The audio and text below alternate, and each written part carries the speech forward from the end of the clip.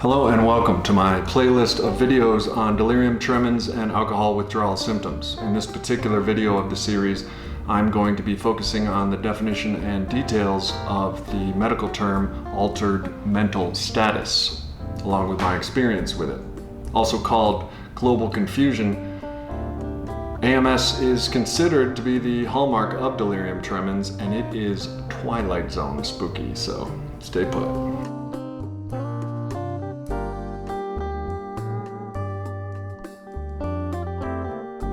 Real quick before we jump in, if you're new here, my name is James. I am a grateful recovering addict and alcoholic. I drank and used drugs for 2 decades recklessly, and I've been recovering for 4 years. I post videos right here on this channel every week.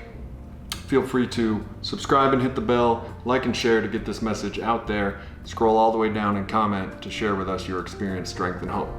This video is part of a playlist that I've put together called Delirium Tremens and Alcohol Withdrawal. I linked it up in this card right up here. It includes a story of a grand mal seizure that I had and other details on delirium tremens, alcohol withdrawal. In case you've yet to explore those videos, I'll just give you the scoop on what delirium tremens is in a nutshell. This is from emedicine.medscape.com. I'll link that up in the description. Delirium tremens, or the DTs, is most severe form of ethanol withdrawal. Ethanol is alcohol, manifested by altered mental status or global confusion, and sympathetic overdrive, autonomic hyperactivity, which can progress to cardiovascular collapse. What is altered mental status? Well, altered mental status, AMS, is a disruption in how your brain works that causes a change in behavior. This change can happen suddenly or over days. AMS ranges from slight confusion to total disorientation and increased sleepiness to coma. In other words, you are now about to enter the Twilight Zone. Before I tell you a story about my experience with AMS, altered mental status, I'll just give you the signs and symptoms and a couple of other things about it. What are the signs and symptoms of AMS? You or those close to you will notice changes in how you think and in your awareness, movements, and routines. Some of the more common signs are lack of concentration or forgetfulness, slow responses, hallucinations, changes in sleep patterns, decreased or increased movement, agitation or rambling speech, cannot or will not follow reasonable requests, cannot be aroused for sleep. Some people also may be more prone to altered mental status than other people, including older adults when they go through changes in their medicines, heart attacks or hip fractures, infections such as urinary tract infections or pneumonia. Medical history of high blood pressure, heart problems, diabetes, or psychiatric illness increases the risk. AMS can be caused by a variety of factors, including physical, psychological, and environmental. It says here, in older adults, AMS may be caused by a combination of these three. There's a number of diseases and conditions that can affect your brain and nervous system. Here's a list. Hypoxia, low oxygen levels, low or high blood sugar levels, or diabetic ketoacidosis. Heart attack, dehydration, low or high blood sodium levels, thyroid or adrenal gland disease, urinary tract infection, or renal failure. Some conditions involving your skull: seizures, head traumas, concussions, brain tumors or strokes, brain disease such as encephalopathy.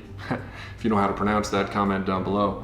High altitude cerebral edema, brain tissue swelling at high altitude. Other factors include burns, hypothermia, toxic plants such as mushrooms, carbon monoxide, drug and or alcohol withdrawal.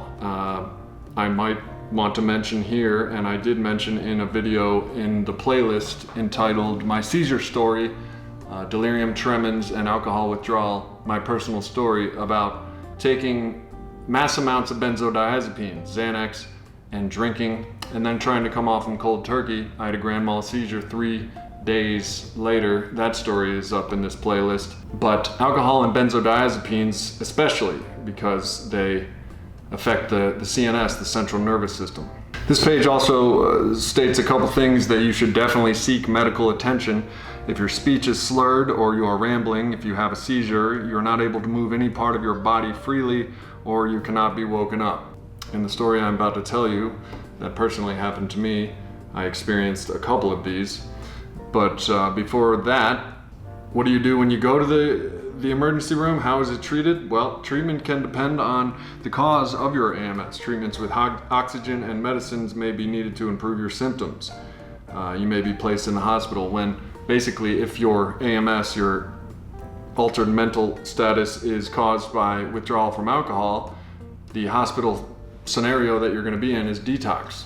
And I also have a video on detox if you want to check that out. I'll put that in the playlist as well. It involves detoxing from alcohol and benzos, and ironically enough, they use benzodiazepines, a mild one called Ativan, to taper you off of your body needing alcohol or those heavy doses of benzos that you're hitting it with. So you will be, that's what detox is. You detox and then you go to rehab. Alcohol can and has, to me personally, just messed with my synapses and neural pathways and created this altered state, this altered mental status. So what does all this mean? Well, I have, and I'm sure you have, also experienced the confused, hungover, dreamlike state after prolonged periods of drinking and using, followed by an abrupt cold turkey stop. We drink for, if you were anything like me, weeks, months on end, and then have to try to return back to the normal world or work and try to stop cold turkey like we used to do in our 20s. Well, it doesn't always work like that, especially after 2 decades of drinking. The hangover starts to become more intense, and AMS, altered mental status, has happened to me. And if you recognize some of the symptoms I read earlier, I'm sure it has happened to some of you as well. Upon reading this, I realized that this state, AMS, has happened to me during prolonged periods, binges of drinking. And reading this, it makes complete sense. Malnourishment, lack of restful sleep, dehydration, all causes of AMS and contributors to delirium tremens. And as I drank so much, and I'm sure you can relate, that even as I was drinking, I couldn't get satisfied anymore. I needed more and more, and it got to a point where I couldn't even satiate the tremors and the what is now has a name to it, altered mental status. It says right here, concussions, increased altitude along with alcohol withdrawal can lead to changes in sleep patterns, including inability to be woken up or reasoned with. I myself have had multiple diagnosed concussions after living a life of drug and alcohol abuse.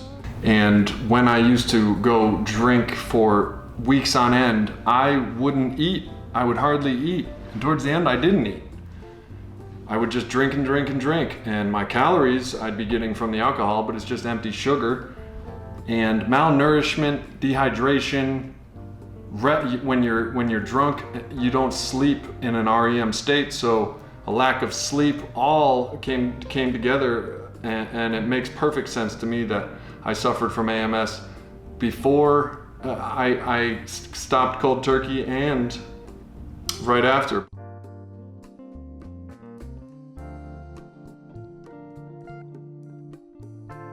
So in my life, I've slept walk 3 times, and all of these occasions were post concussions during drinking days, and at least one was at an elevated elevation, all listed on the causes of AMS.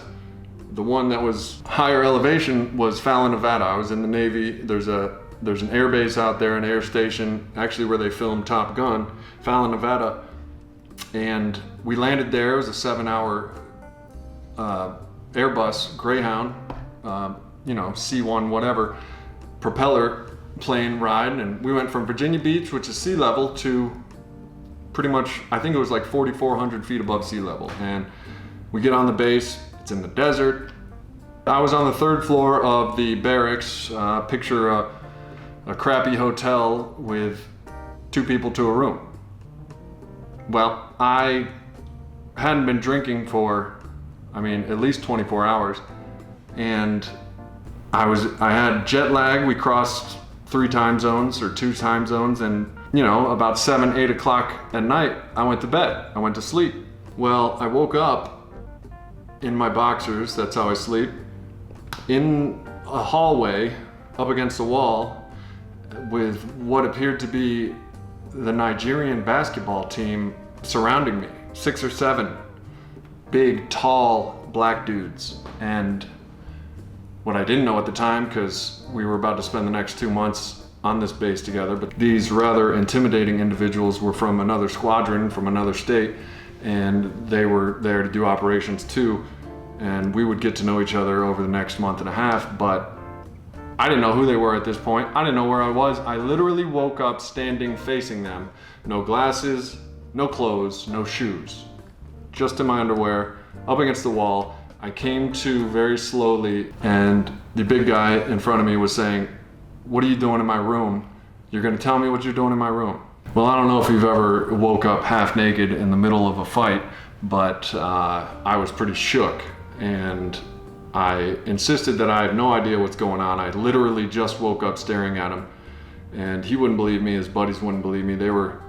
He had his hype men around him, and it was fight time for them. So I finally just said, "Look, I literally don't know." They wouldn't believe I was drinking, you know, because on these naval bases, people do get drunk at the bowling alley and stuff, and weird shit happens, but in this particular instance, I wasn't drinking, so he had no idea what I was doing, and I insisted that I just woke up, standing there looking at him. Well, I said, "If you're gonna kick my ass, let's do it." They called me a crazy ass white boy or something, and went about their way. I walked. What I had learned was I was on a different floor. I woke up in the 2nd floor. I had walked in my bare feet. There's an outdoor staircase, lattice, iron lattice. So I finally convinced them that I had no idea. I don't even remember being in this guy's room. Apparently I broke into his room. These were slide key, magnetic key door openers. Apparently I had been walking around his room in my underwear. So, I mean, you can understand it when, upon his return, his confusion and vexation, but he was pissed. We almost got in a fight. I convinced him that I must have been sleepwalking. I have no idea. I took them to my room, which ended up being a floor below the 3rd floor, which means I had to walk out on the staircase on the outside in my bare feet in my underwear, and go down to his room and somehow break into his room, which is still a mystery. I don't know if my magnetic key thing worked, because they go through so much turnover. It's like a hotel. I have no idea whether maybe his door was cracked, but I finally made it back to my room, and I said, and my roommate was there sleeping. I said, "Yeah, that's my roommate. He stays here," and they were like, "All right, you know, we'll stay in your room this time," and they bounced, and I went back to bed. Well, as I relaxed in my bed and my heart rate got more comfortable, I seemed to vaguely recollect standing over someone's bed and peeing all over their bed. And I thought to myself, these guys are gonna come back within minutes and just slaughter me. But that never happened, so that might have been a dream. And over the next month and a half, out on the flight line, in the fuel pits and stuff, I would run into these guys at barbecues and the bowling alley and stuff, and they just knew me as the crazy white guy that was walking around naked on the first night there.